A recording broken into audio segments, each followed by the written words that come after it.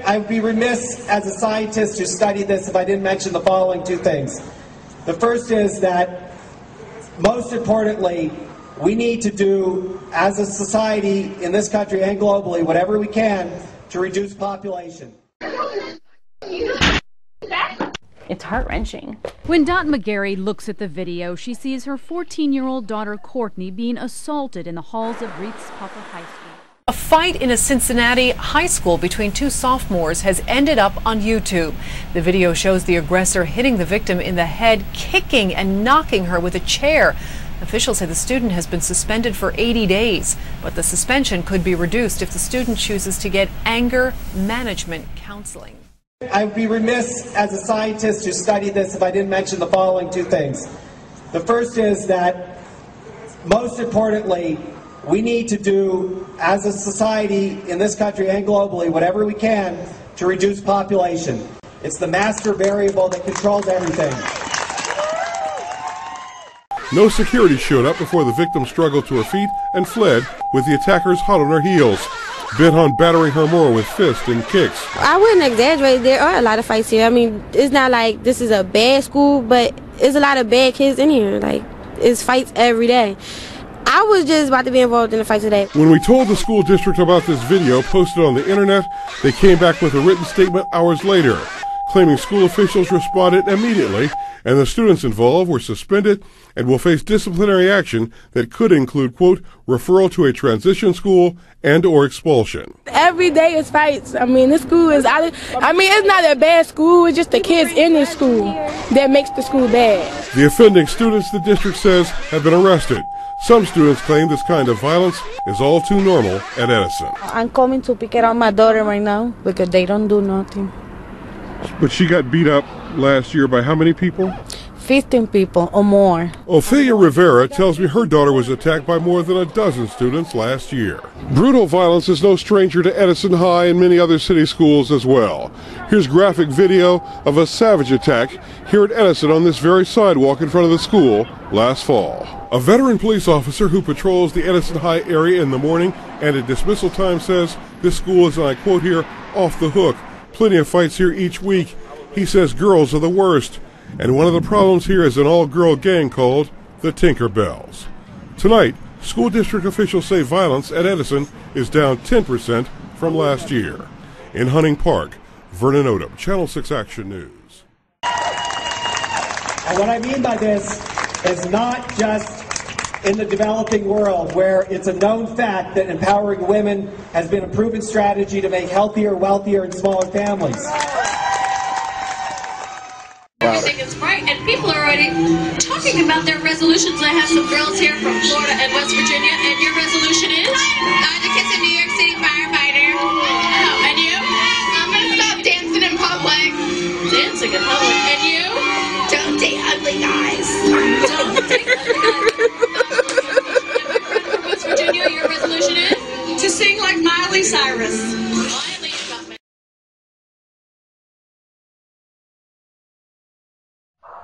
Why do you think the divorce rate is so high today? Is it because people are too lazy to work on their marriage? Maybe. Maybe. But it's hard to believe that people would put up with so much pain, so much suffering, just because they're lazy. I think there's got to be a deeper problem there. Part of the problem certainly is that we are not taught, we really don't know what marriage is. And so we don't realize how marriage deserves every effort. We think marriage is a love bond, right? You got married because you love each other. You don't love each other, there's no marriage. That is so wrong. That's so shallow. And we can't blame people because they simply were not taught. They have no idea.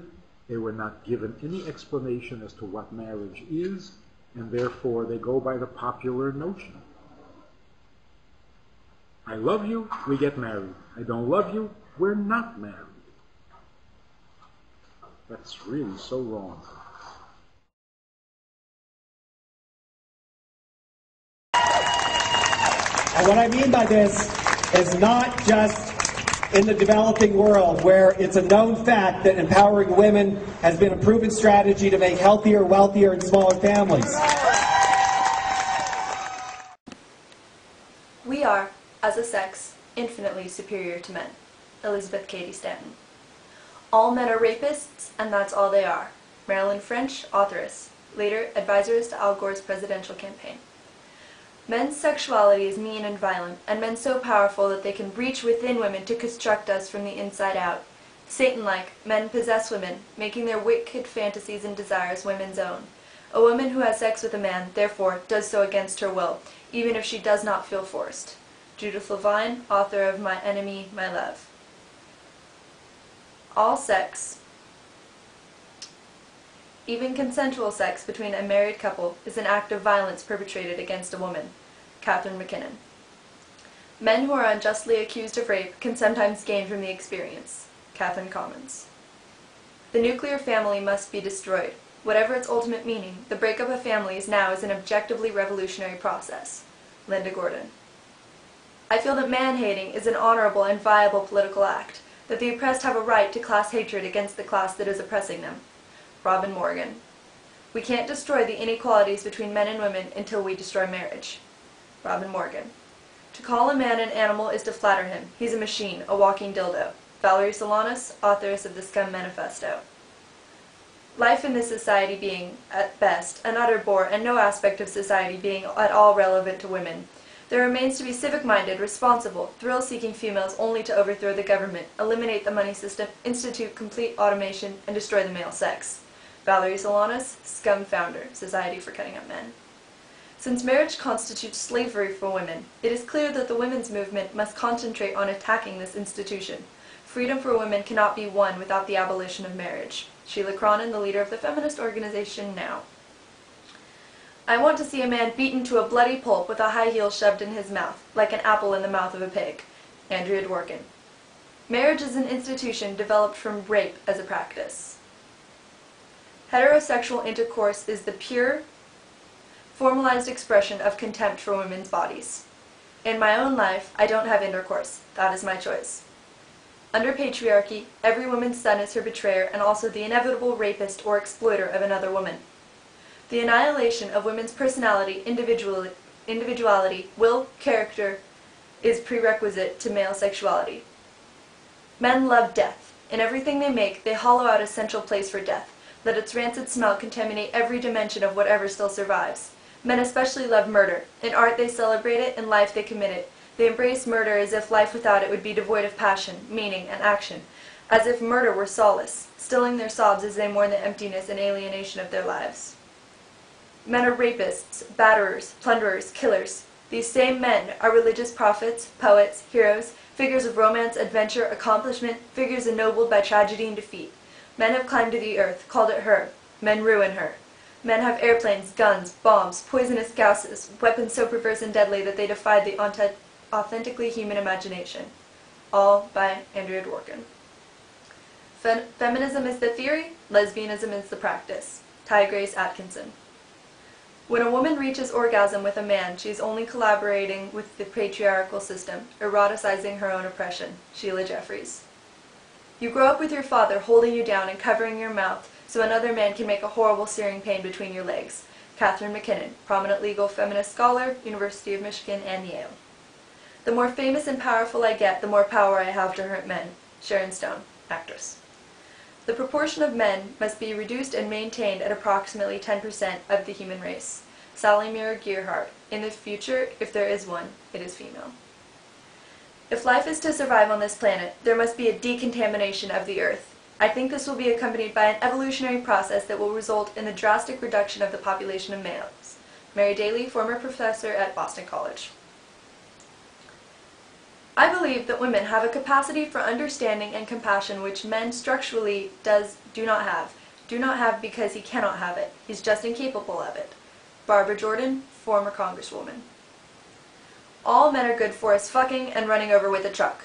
Statement made by University of Maine feminist administrator. If the classroom situation is very heteropatriarchal, a large beginning class of 50 to 60 students, say, with a few feminist students, I am likely to find my task as largely one of recruitment, of persuading students that women are oppressed. Professor Joyce Treblicott of Washington University. Until now, it has been thought that the level of testosterone in men is normal simply because they have it. But if you consider how abnormal their behavior is, then you're led to the hypothesis that almost all men are suffering from testosterone poisoning, from a feminist dictionary. My question is, why can't we all just get along in the world today? Is there room for everyone? Yeah, why can't we get along? I mean, it seems so simple, doesn't it? I mean, I love all people. Why can't everyone be like me? But the problem is, none of that's really true. It's actually the other way around. It's your inner intention that's screwing things up. I mean, this antagonism can't be fixed from the outside in. It's not up to other people. Nobody can fix it but you. And we're all in the same boat. Our very nature is egoism, the will to receive. And the whole of what we call creation consists only of that. And what surrounds that is the law of nature. And the law of nature is altruism. Its essential force is love, and every detail of it keeps the general law of the universe and functions like one vast organism. And all the things that seem to exist outside of us as separate objects, they all work together just like organs inside of that body. They receive only and exactly what they need to survive, and they give everything that they can for the well-being of the whole. And science is now discovering this law everywhere. In deep space, in the ecosystem, in the atom. Everything in nature functions that way, except for the inner life of a person.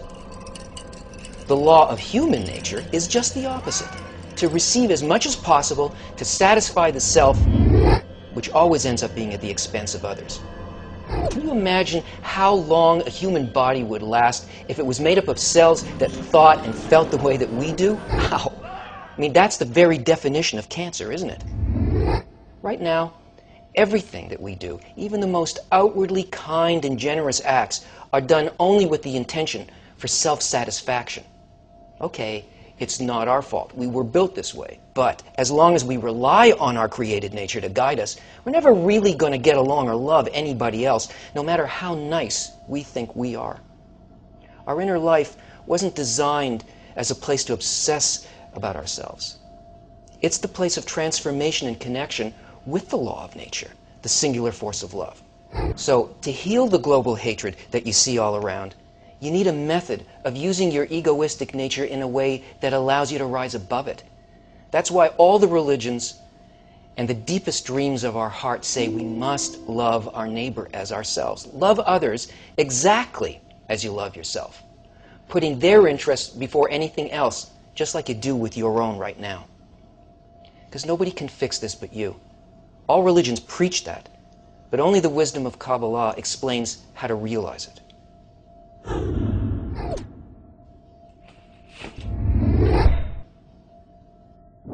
For more information, check out the links above.